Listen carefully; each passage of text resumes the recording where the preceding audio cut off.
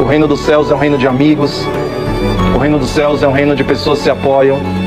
O reino dos céus não existe competição. O reino dos céus não existe rivalidade, inimizade. Se derem as mãos. Amém. Vamos para cima.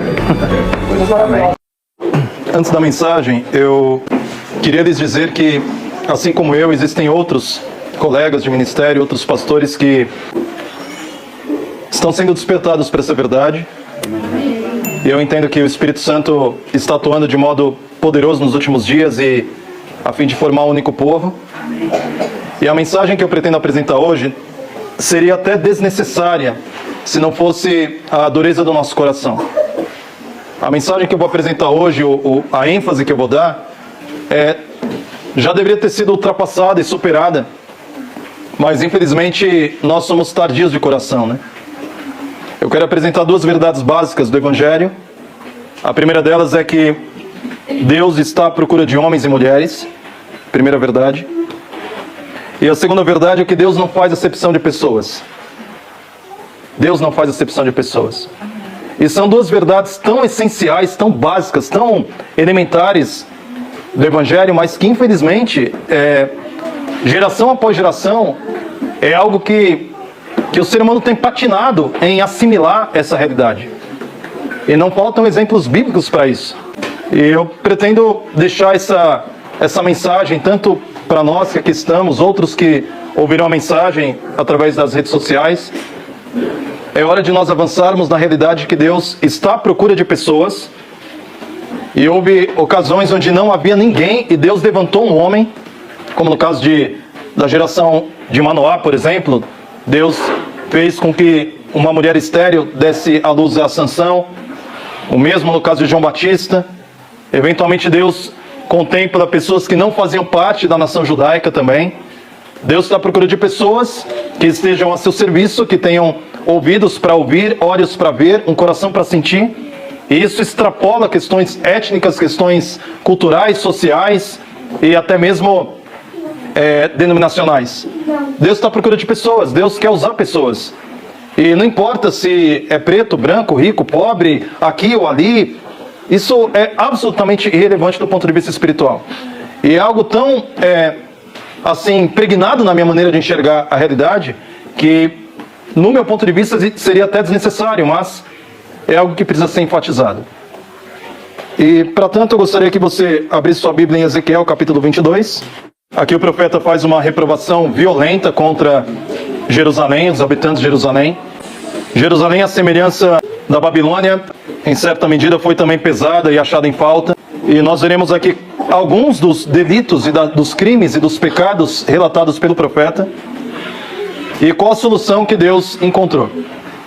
Eu quero fazer mais uma oração pedindo a direção do Espírito Santo. Amado Pai que está nos céus, o Senhor sabe como meu coração está contrito, apertado e ao mesmo tempo cheio de alegria e gozo pelo privilégio de estar agora neste momento, pregando para pessoas que a longa data eu acompanho, pessoas que a longa data eu desejo estar próximo em comunhão, e agora estou tendo essa oportunidade. O reino dos céus é um reino de amigos, o reino dos céus é um reino de pessoas que se apoiam mutuamente. Eu peço que nos dê essa alegria de estarmos juntos, enquanto ainda temos essa oportunidade, antes que todo apoio humano nos seja retirado. Dá-nos a presença do Espírito, dos anjos entre nós, nos conduz em nome do Senhor Jesus. Amém. Eu discerni espiritualmente o Silverino há uns 5 anos atrás, quando eu vi um vídeo dele. Eu discerni espiritualmente a Carol alguns anos atrás, quando eu vi um vídeo dela. Eu tenho discernido espiritualmente esse movimento, mas agora eu estou vendo. Antes era uma intuição espiritual, agora eu estou aqui. E o fato de eu estar confirmando as impressões espirituais que Deus foi me dando ao longo desses anos, é algo que não tenho palavras para descrever. E eu vejo o Espírito Santo atuando de um modo muito, muito tremendo sabe? E é por isso que eu tenho me sentido impulsionado a dizer a membros que eu já pastorei em diversas igrejas. Eu servi essa igreja como obreiro, como comportor e como pastor durante 12 anos. E eu me sinto mais do que constrangido em dizer para para os membros que já me acompanharam no meu ministério, e também a colegas de ministério, pastores, que nós precisamos urgentemente quebrar barreiras de preconceito, barreiras de desentendimentos, desinteligência. Não há mais tempo para nós duelarmos entre nós, para nós nos combatermos, porque é uma só causa, é o mesmo espírito. Eu digo a você que eventualmente assistirá ao vídeo, você que é colega de ministério, pastor, sabe aquele ancião que lidera uma igreja praticamente sozinho, aquele ancião que te apoia, aquele ancião que constrói igrejas, aquele ancião que dedica, às vezes tem anciãos que devolvem 30% da sua renda bruta para o ministério, para a obra de dízimo, oferta, etc. Sabe o espírito desse ancião? É o mesmo espírito que eu vejo aqui. Amém. Entende? Sabe aquela irmã que é diretora de grupo, que acumula às vezes diretoria de grupo, tesouraria, Ministério da Mulher, tem 4, 5 cargos acumulados, que não mede esforços para se dedicar à obra? É o mesmo espírito que eu vejo algumas irmãs aqui. Então, mais do que nunca precisamos avançar. Precisamos avançar. E eu estou vendo isso com tanta clareza que eu não consigo deixar de dizer essa palavra, entende? Ezequiel, capítulo 22. No verso 1, a cidade é chamada de sanguinária, cheia de abominações. No verso 2, é chamada de uma cidade idólatra, contaminada. No verso 4, ela se fez culpada e havia chegado o dia do seu julgamento. No verso 5, é dito que ela é cheia de inquietação, como que dominada por ansiedade. No verso 6, os únicos pensamentos dos príncipes envolviam violência, como aconteceu com a geração pré-diluviana. No verso 7, no meio de ti desprezam o pai e a mãe, praticam extorsão contra o estrangeiro, são injustos contra órfãos e viúvas. No verso 8, profanando o sábado. No verso 9, calúnia, perversidade. No verso 10, descobrindo a vergonha do pai, abusando da mulher no seu prazo de quietude. No verso 11, incesto e adultério. No verso 12, usura, lucro, subornos. No verso 13, o Senhor faz uma pergunta através do profeta. Por acaso estará firme o teu coração? No verso 18, filho do homem, a casa de Israel se tornou para mim escória. Verso 24, filho do homem, dize-lhe, tu és terra que não está purificada. No verso 25 e 26, havia conspiração entre profetas corruptos, sacerdotes corruptos. No verso 27, lucro desonesto. No verso 29, extorsão contra o próprio povo, roubo, violência, opressão. Então no verso 30 o profeta exclama, o apelo divino, busquei entre eles um homem que tapasse o muro e se colocasse na brecha perante mim a favor desta terra, para que não a destruísse, mas a ninguém achei. O Senhor procura um homem. E eu fico pensando sobre o potencial de um único homem, uma única mulher nas mãos de Deus. Severino, você disse que chegou aqui em 2000 e... carregando uma mochila, né? Carol, quantas visualizações seus vídeos já tiveram? Quantas pessoas já foram edificadas? O que Deus pode fazer usando um homem? O que Deus pode fazer usando uma mulher, um jovem? Enquanto eu li esse capítulo 22, vieram muitos flashes de textos bíblicos na minha mente. E a realidade de que, eventualmente, Deus usa aqueles que não estão, por assim dizer, como Ellen White menciona, nas linhas regulares. Me veio o episódio onde Eldad e Mildad começam a profetizar. E os da linha regular começam a dizer, Moisés, proíbam que tais homens façam tais coisas. Na Bíblia Legado, achei muito interessante, eu peguei a Bíblia ontem, comecei a manusear hoje na madrugada, e Ellen White comenta que aqueles dois faziam parte dos números dos 70. O Espírito Santo foi derramado sobre os 70, 68 estavam na congregação, e 2 não se acharam dignos de estar entre os 70. Mas o mesmo Espírito que fez com que os 68 profetizassem, também fez com que os outros 2 que faziam parte dos 70 profetizaram. Veja, o mesmo Espírito. E era o mesmo número. Às vezes, numa leitura rápida, dá a impressão de que 70 receberam Espírito e outros 2 também receberam, ou seja, 72 ao todo. Mas não. o número completo era de 70. Era o mesmo grupo, era o mesmo povo, era a mesma liderança espiritual. Porque o mesmo erro grosseiro nós podemos cometer hoje. Do tipo, a igreja institucional atuando, e o Espírito age lá, e há um outro povo fazendo um outro trabalho, como se fosse a parte desses 70. Mas não, é o mesmo Espírito. O mesmo Espírito que impulsiona a igreja institucional, naqueles que são fiéis, naqueles que são fervorosos, naqueles que dedicam a vida à obra, é o mesmo Espírito que impulsiona homens e mulheres em qualquer outro setor da igreja. Sejam membros regulares e sejam linhas irregulares. Eu não consigo ver diferença entre uma coisa e outra. Eu estou há alguns dias já, vai dar quase 2 semanas que eu estou em contato com o Severino e dormindo junto, e comendo junto, e nos alegrando junto, e brincando junto. Eu tenho um humor semelhante ao dele, a gente brinca coisas semelhantes, e ele tem o mesmo jeito, a gente fala vamos para cima, ele fala vamos para cima, vamos avançar, e é o mesmo Espírito, entende? Me veio também aquele momento onde os discípulos, João começa a dizer, olha, tem alguém que está pregando e expelindo demônios, fazendo milagres, Jesus proíba ele de fazer, e Jesus falou, quem não é contra, é a favor, entende? Então essa verdade que eu quero trazer hoje praticamente um testemunho. Eu praticamente estou louvando e agradecendo a Deus por estar encontrando pessoas. Durante pouco mais de uma década, estive envolvido num setor da obra adventista. Agora estou entrando em contato com outro setor da obra adventista. Mas é o mesmo Deus que está sobre tudo e todos. E eu consigo discernir essa obra como uma só obra. Eu chego à conclusão até de que alguns dos meus colegas que eventualmente participaram ativamente da exclusão e remoção de alguns de vós, terão que se quebrantar no Senhor. Terão que eventualmente até se arrepender publicamente. Terão que eventualmente chamar de volta e dizer, olha, eu farei contigo. Porque é o mesmo Espírito. E é uma só mensagem, é um só evangelho, há uma só fé, há um só batismo. E eu vejo que ao longo da história, às vezes Deus quebra os protocolos, né?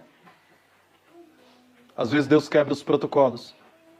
O protocolo nos dias de Cristo seriam que os 12 discípulos fossem fariseus, escribas, doutores. Mas Deus quebrou os protocolos. Os discípulos foram formados por pessoas praticamente do ponto de vista dos rabinos e letradas. Jesus chamou os que não eram para envergonhar os que eram. E eventualmente Deus está fazendo isso mais uma vez. Eu citei aqui Severino, Carol, que são pessoas que eu acompanhei com mais. Alexandre Dantas também tem um trabalho no Ministério Digital. Mas cada um de nós, nos seus talentos, nos dons que Deus te deu, eu quero através desse testemunho, dessa breve palavra, dizer a você, avance pela fé. Amém. Alguns não têm, talvez, a oratória, a eloquência de pregar, mas você, naquilo que Deus te deu, naquilo que Deus te capacitou, você avance. E muitas vezes com prejuízos, né? Prejuízos do ponto de vista humano, né? Perdas do ponto de vista humano. Às vezes divisões dentro do ponto de vista humano. Às vezes desinteligência dentro da própria casa. Às vezes sem que familiares e amigos compreendam e consigam discernir o que você está fazendo. Às vezes sendo estigmatizado, rotulado, marginalizado. Mas avance pela fé. Porque Deus acha por bem, às vezes, nos dá a oportunidade de experimentarmos, ainda na terra, a comunhão, convívio entre irmãos. E aí você é marginalizado de um outro, mas você encontra a família de Lázaro para te apoiar, como Jesus encontrava. Você é perseguido de um lado, mas você encontra pessoas do mesmo ofício, como foi Paulo, encontrando aqueles que também faziam tenda. Você tem aquela experiência de Paulo, que escreveu lá em 2 Timóteo, todos me abandonaram, mas ao mesmo tempo havia aqueles que o apoiavam, suportavam. Então, vamos avançar com humildade no coração, estendendo a destra da comunhão para aqueles que eventualmente agem contra nós, exercitando o amor. Eu vi aqui, acho que foi aqui mesmo que a Carol pregou dia desses, falando que precisamos exercitar o amor, a bondade e o Espírito Santo nas questões mais práticas da vida, que vai muito além de aparência, de de formalidade, de CNPJ, o que quer que seja. Então, eu acho que eu consegui falar o que eu precisava falar. Enquanto estava sentado, eu pensando, Senhor, será que eu vou conseguir falar o que eu preciso falar? Porque minhas emoções estão tão... Eu estou tentando ter um foco. Que Deus seja sobre ti, que o Senhor te abençoe e te guarde.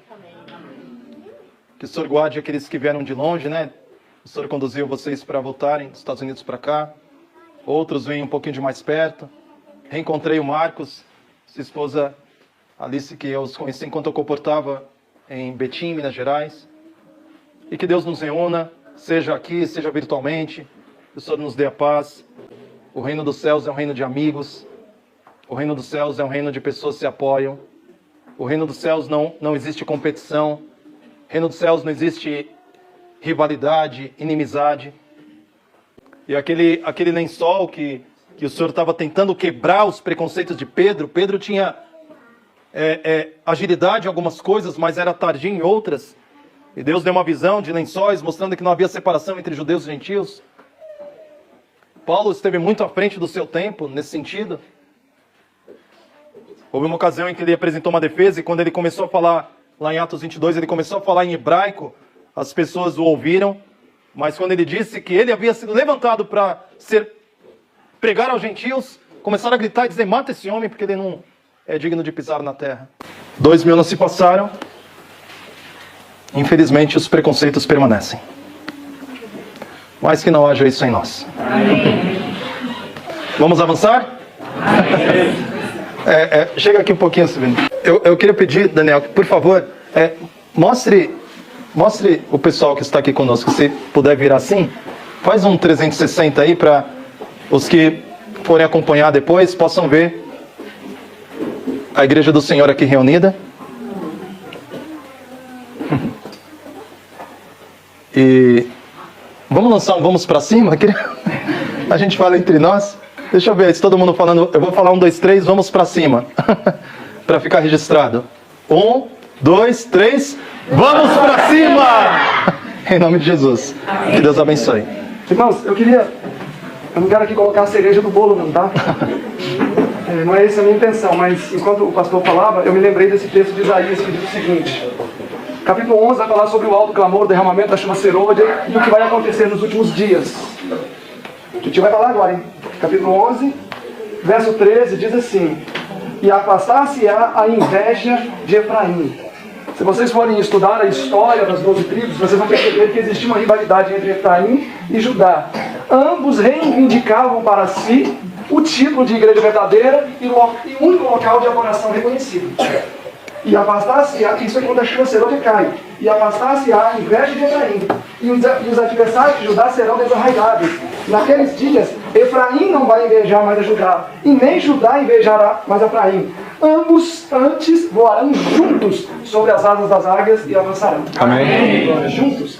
Interessantemente, essa mesma ideia se repete em Jeremias 54 e Zacarias 9:3. Zacarias 9:3. Eis que eu encurvei a Judá como um arco, e de Efraim fiz uma flecha, trabalhando juntos. Amém. Então, irmãos, eu acredito que é um privilégio para a gente ter a oportunidade de testificar que Deus, a despeito da nossa visão talvez mais curta, porque a nossa visão como seres humanos é mais curta, de Deus não é. E Ele tem os seus fiéis em todos os lugares. Eu creio. E o objetivo dele é unir Judá e unir Efraim. Amém. Sem existir rivalidade, sem existir inveja, sem existir exclusivismo religioso. Amém. Eu estou certo, ele está errado. Não, ele está errado, eu estou certo. O que Deus quer, na verdade, são pessoas que Ele possa curvar. Ou seja, dar molde. Amém. E nós sabemos que se uma pessoa permite isso acontecer, como o pastor falou, coisas maravilhosas acontecem. Para preparar o primeiro advento de Cristo, quantos foram levantados? Desejado 224 diz, quando João Batista iniciou seu ministério, ele disse, é vindo o reino de Deus. Ele pregou o primeiro sermão dele. O texto diz, Satanás temeu pelo seu reino. Ele achou, chegou o meu fim, um homem pregando. Então imagina se Judá e Efraim se derem as mãos. Amém. Vamos para cima. Coisas maravilhosas. Amém. Você recebe a mensagem? Amém. Amém? Então se você pudesse se ajoelhar. Amado Pai que está nos céus, Senhor, nós somos frequentemente tardios de coração. Demoramos a entender os planos que o Senhor tem tanto em nossa própria vida quanto na vida da igreja. E quantas vezes, Senhor, nós temos adiado a atuação do Teu Espírito de modo poderoso junto ao Teu povo, porque temos sido falhos, negligentes, omissos. E eu peço que nos dê agilidade no processo, Senhor. Amém. Nos dê a capacidade de avançarmos em pouco tempo, algo que temos demorado muito para avançar, em todos os âmbitos de nossa vida. E eu não falo só de missão, Senhor, mas eu falo de crescimento pessoal. Nos faça homens e mulheres melhores. Amém. Nos faça jovens mais determinados na Tua vontade. Amém. Trabalhe em nossa vida, Senhor, e nos faça um único povo. Amém. Que haja inteligência entre nós. Derrube as barreiras, Pai. Eu peço isso confiando em Ti, em nome de Jesus. Amém. Amém.